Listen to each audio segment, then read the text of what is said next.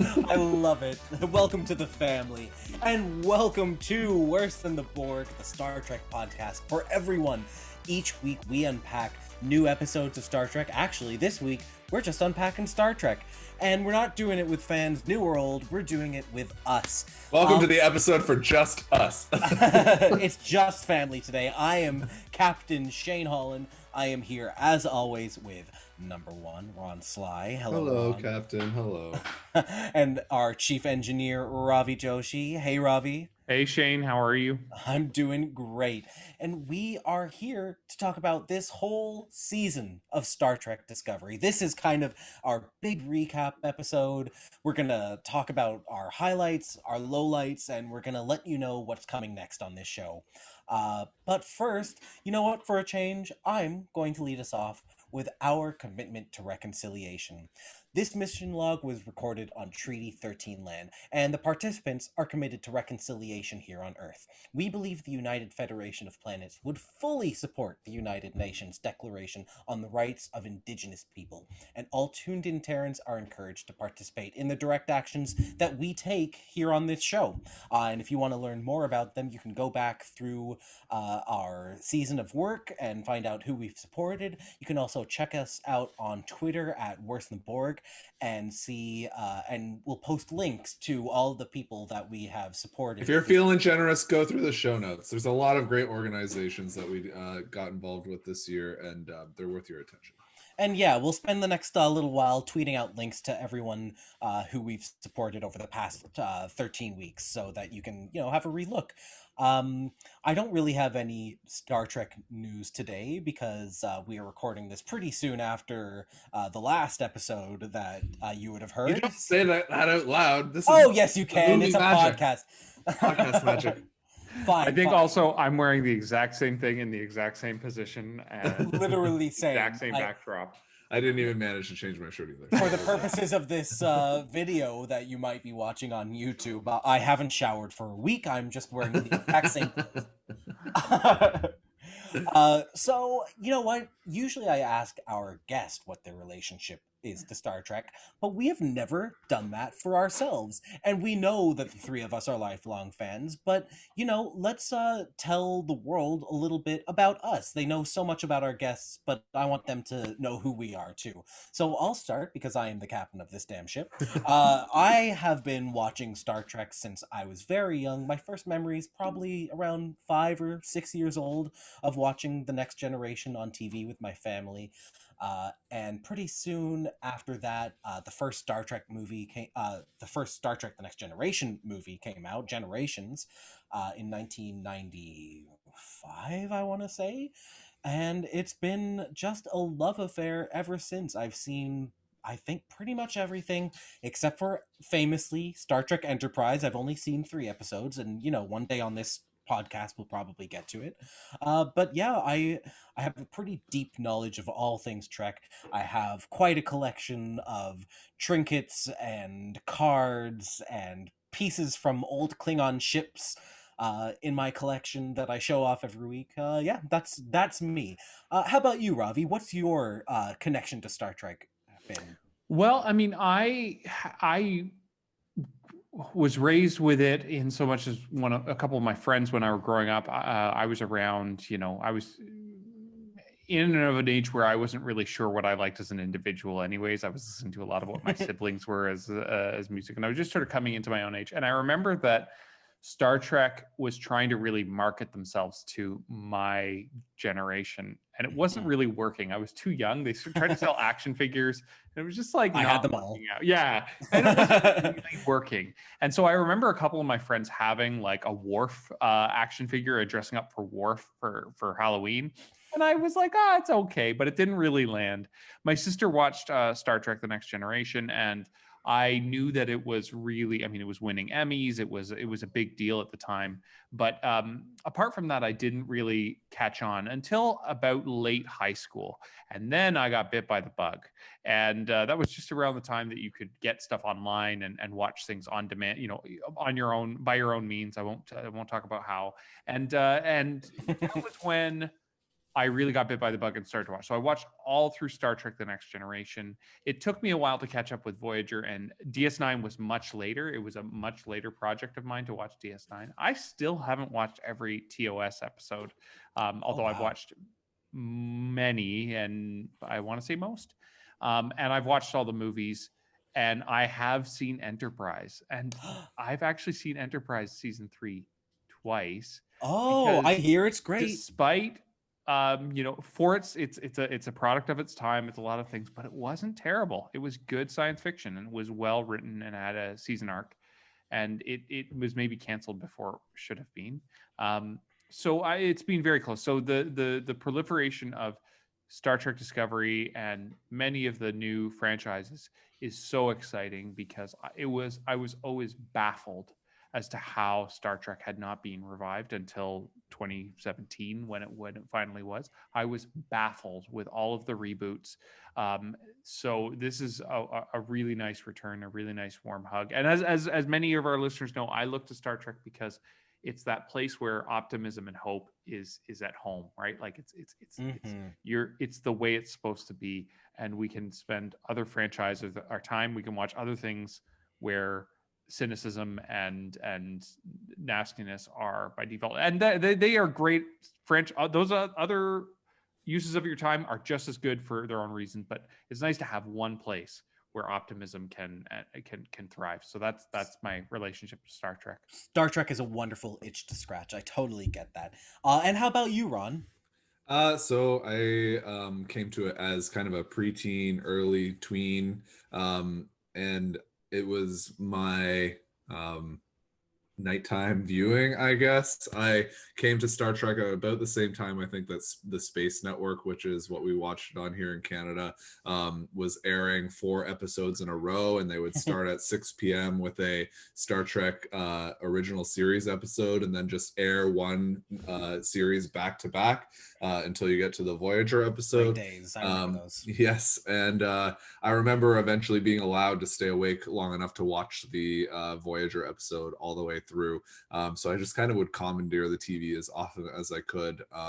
It was a lone journey for me. I was the only Star Trek fan I knew in my entire existence until I got out of my hometown.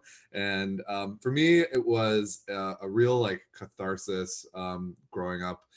It was a place where the outsiders could be, and that hopeful nature that there was a better place. We sort of talked about the representation in this latest season of Discovery of the queer elder. In some ways Star Trek was my queer elder, that there was something better, and it's too bad that the Star Trek I was watching at the time was actually pretty piss poor on queer issues, but but I too, like Ravi, would like just kind of like standing in the middle of a content desert in like 2010 being like, where is Star Trek? Like I can't do another season of Tyra Banks or Kiefer Sutherland, like just kind of like this mindless content that was being put out there. And I know that like Tyra's fans are coming for me based on that comment, but they're already out. But I'm so glad to see that it's had this like regeneration, and the like part of why I am so excited to be having these conversations with you every week is because we're also speaking to people who are finding it now or had touched on it previous and are coming back to it, and it's a time where we need to kind of coalesce around these goals, however lofty they may be and however cynical the 2000s have made us, just to like know that there might be a better option, and we can find the Michael Burnham in ourselves and just not quit. Amen. It's all about being better, maybe not perfect, maybe not the best, maybe you don't want those two things. It's about trying to be better. That's absolutely what I love about Star Trek. Ravi, what you said about it being like hope and optimism, that is the other thing I absolutely love about Star Trek. And then on top of it all, space exploration. I love delving into the unknown, and that is exactly what Star Trek is about. So that's like the trifecta of what makes this the perfect show for me. I'm so glad that the three of us are on the same wavelength and came together to do this show. Usually we would take a break before we get on to our episode discussion, but we have no episode discussion today because we're going to talk about the whole season of Star Trek. However, I need some water, so we are going to take a quick break.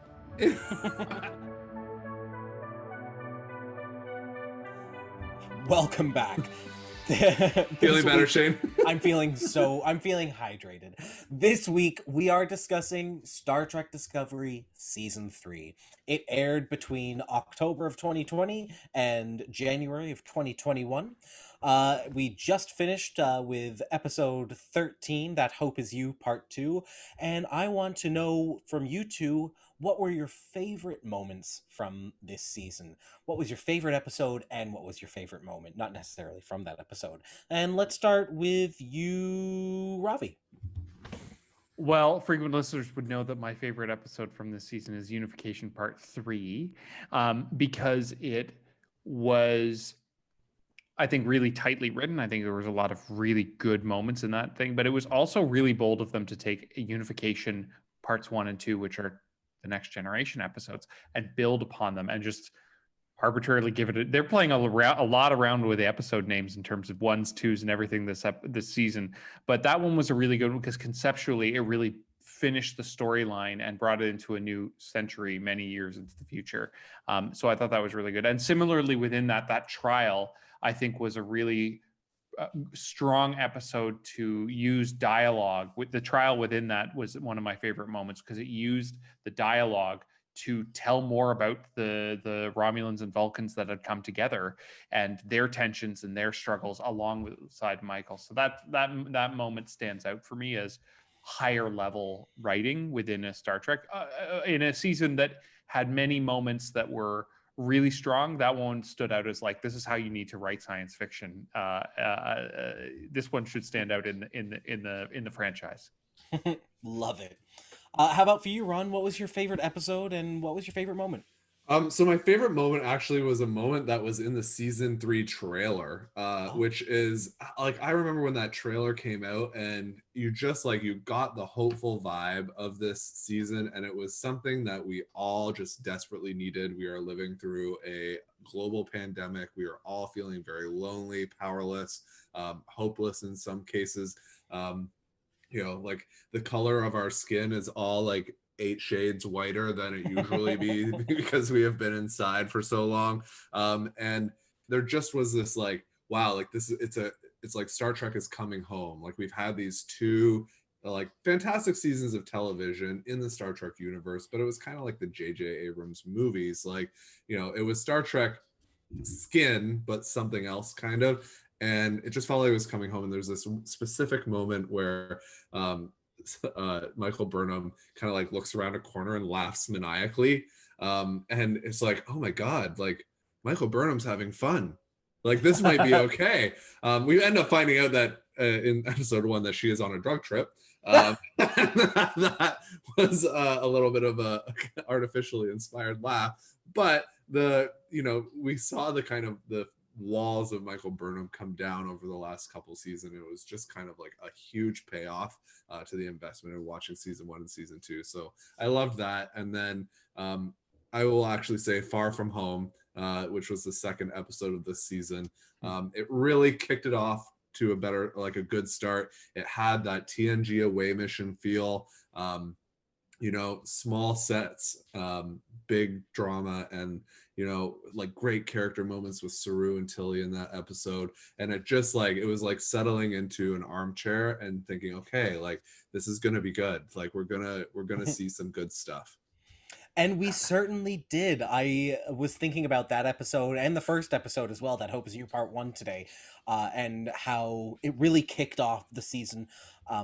First, it kicked off the season where we were separated. Our 2 groups, Michael and the crew, were not together, and we didn't see them reunited until the end of that second episode even. And even then, not really.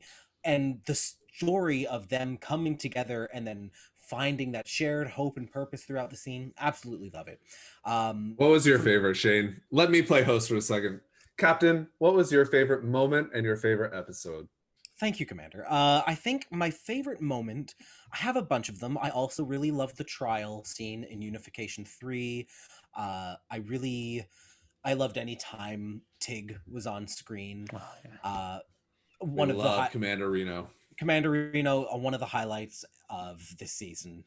What do you think I'm doing? Yes, exactly. So- Just perfect. But I think for me, I'm torn. It was either the Adira coming out to Stamets scene, where they say that they are non-binary, and how it's nothing, and it's a really lovely moment, and that is kind of the hope that Star Trek embodies. That we can be ourselves, we can be who we are openly, and we will be accepted as family to each other is really wonderful, and I hope that that message persists. And also, it's so cheesy because it's one of the last things we talked about on our show and in this season. But I really love the ending of That Hope Is You Part 2. As many loose threads as we left behind, uh, seeing Saru finally reconnect to his history and getting to explore that anew with someone, that was wonderful. Getting to see the family of Adira, Culber, and Stamets, and additionally Grey Tall, reunited at the end. Absolutely beautiful. And then seeing Michael after this 3-season long journey of self discovery, finally getting promoted to the captain's chair, which we have wanted from the very start. It was just a very cathartic end to this season. It almost felt like it could have been the pin on the series. I don't know if they knew that they were being picked up for season 4 at that point. So I feel like they had to come into it like, if this is the end, then we gave them an ending. And I thought that they landed it. I thought that particularly that last 15 minutes was a successful episode of television. My favorite episode, however, would have to be the two-parter Terra Firma. It was bonkers. It was insane. I loved every minute of it. From the Guardian on the Edge of Forever to getting to see the Mirror Universe, hopefully one last time. And just a beautiful send-off to one of my favorite Star Trek characters ever, Emperor Philippa Georgiou. It was just such a fun 2 hours of my life getting to watch Terra Firma. It was fun. I don't think I would say it was my favorite, but it was fun. We got to see the artists who are the nerds behind this season of Star Trek really flex their muscles, which I really enjoyed in that two-parter. Can I ask a question, because this is an important in a time when media just shoves everything the audience wants at them, and that's actually a bit of a knock against the franchise a little bit, as they kind of just shove a lot of stuff at them. Definitely. But was it worth the payoff? Would you have had Michael Burnham be the captain? Would this plot point have been any better if it was any sooner, or was it worth the payoff as late as it has happened in the series? I think it was worth the wait. There's a bit of going around that I don't like. Like, I wish they would have committed in a way to Saru being captain for more than just one season, because I don't think we got enough time with that. I would love to see Saru develop more as a captain as he's coming into it, like literally as we're watching it happen. I thought that would have been something that we would want to go into further. But I mean, I feel like this is the journey that we've been on. This kind of was preordained that this was eventually going to happen. And if anything, I would have expected to see it much later than we did. We touched on this a bit in our conversation with Stephanie about how the two series leads that are not a captain for all of Star Trek series are both the black characters, the black leads. And I think that they would have been doing just the real world us a bit of a disservice if they had left it any longer.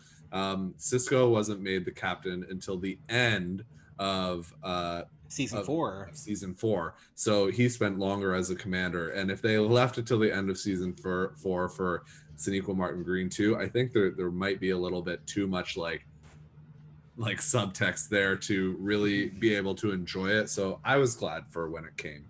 We've talked about what we loved about this season, but I have to know what was the most unsatisfying part of season 3 for you both. Ron, you go first this time. Oh my gosh. I know I'm putting you on the spot.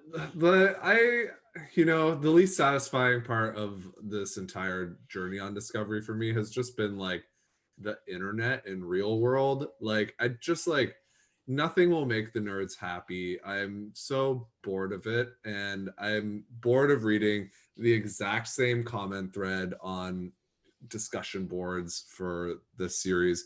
Like this is just good new content. It's artfully made. You can poke holes in it like every other thing of Star Trek. And I guess this is just like the 30-year-old Star Trek fans' life, because I'm sure that the people who were 30 when Enterprise came out experienced that, and the conversation wasn't any further along when Voyager came out for those 30-year-olds. Mm-hmm. And I'm just like, it's exhausting. Like these nerds are boring, and I can see why people don't want to come and enjoy this content.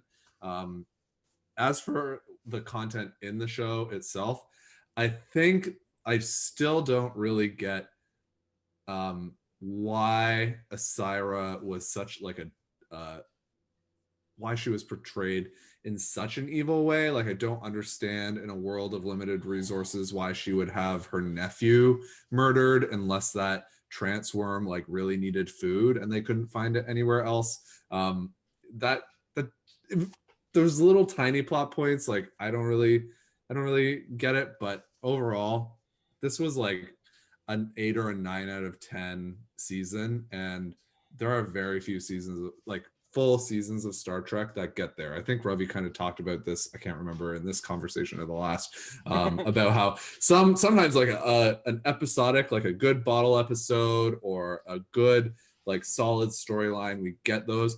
We haven't really gotten the opportunity for that in Discovery, because it's so except for the mud time travel episode maybe, because it's so archy.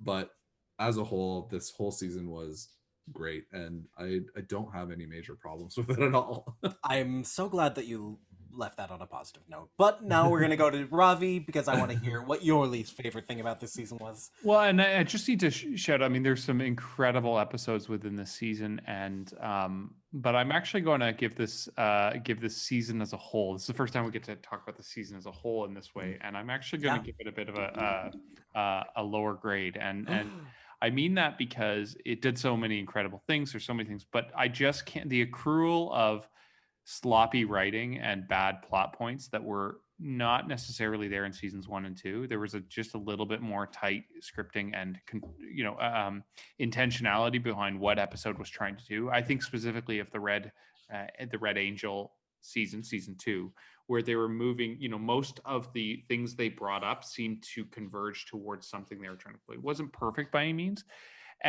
but it served, there was a purpose to what they were trying to do. Plus they incorporated the Enterprise crew, and they kind of did a whole bunch of those kind of creative things that they wrapped up in the end.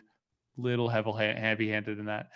But this one was just too chock full consistently with wedged in badly executed plot points that didn't sort of fully come to an end, or weren't really serving a purpose, or heaven forbid, and I won't raise it again after this episode, but just how many goddamn bridge crew there are. It was just kind of sloppy. And so while the individual episodes I really enjoyed, as a whole, as a body of work, I think they have to do some work to tighten up their execution on certain concepts. It didn't ruin the season for me, but it didn't stand out as one that where they really executed their vision cleanly in a way that made sense. And we were left to do some homework, as we talked about in the last episode. We were left to do a lot of work on some of these plot points. So just need to say that I love Star Trek, but it is not like it's so far beyond real life execution that they can't just screw it up sometimes. And I think they kind of screwed that up.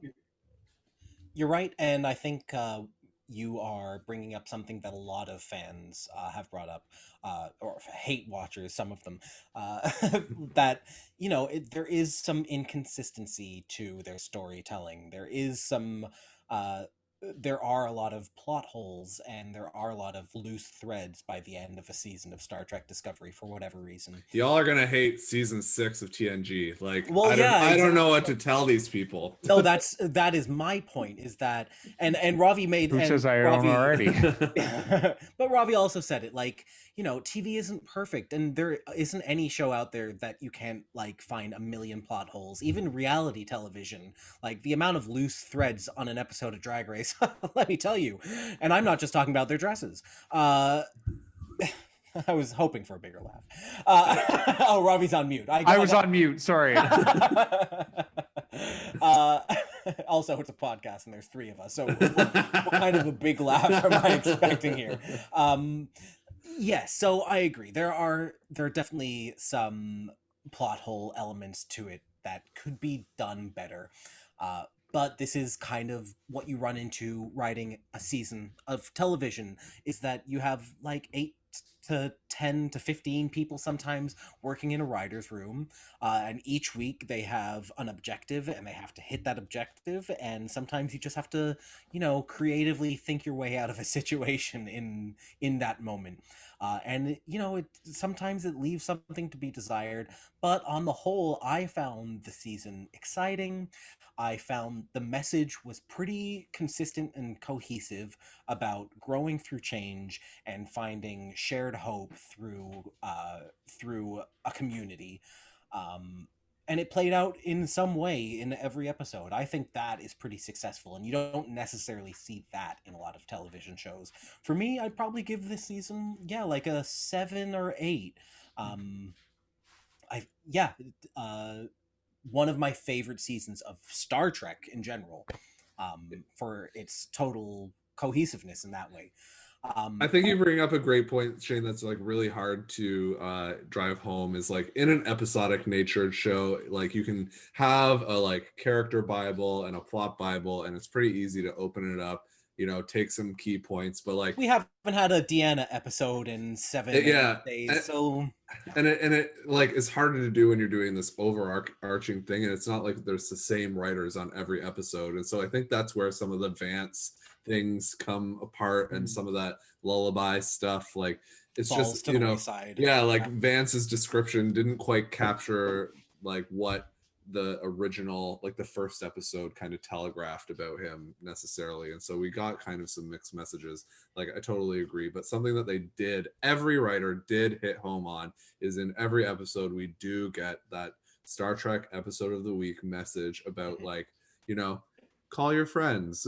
Like holding up like a mirror to ourselves and being, this is you. yeah, like find people who aren't like you. Isn't that nice? Find people who are like you. Isn't that nice? Like they managed to have that that quote from the last oh my gosh, I just got a text from Stephanie Braithwaite, who was our guest a couple episodes, that is just the words "let's fly." So yes, I suppose that could be a review for the season 2. Thanks for that, Steph. Good timing, Steph. But they managed to have this, they all drew that, they must have had that quote from Roddenberry on the wall, about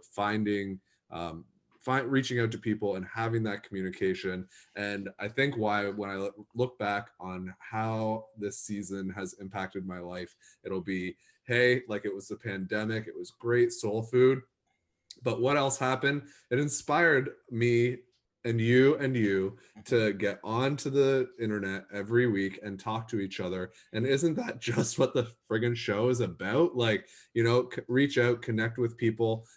We've met a lot of great people through this process. We have deepened our relationships with a lot of people through this process.